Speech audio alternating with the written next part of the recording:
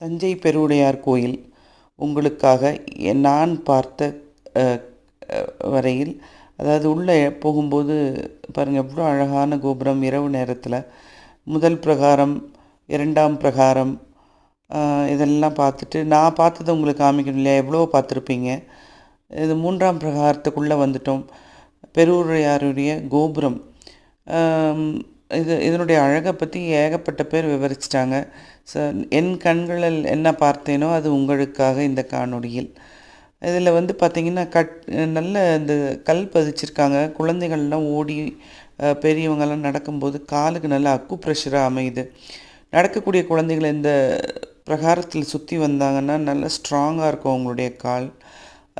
இதனுடைய சுற்றுச்சுவர் பார்த்திங்கன்னா கோட்டை சுவர் போல் அமைத்திருக்கிறாங்க. இது ஒரு காலத்தில் போர்க்காலத்தில் கூட இங்கே வந்து தங்கியிருந்து போர் புரிந்திருக்கலாம் என்று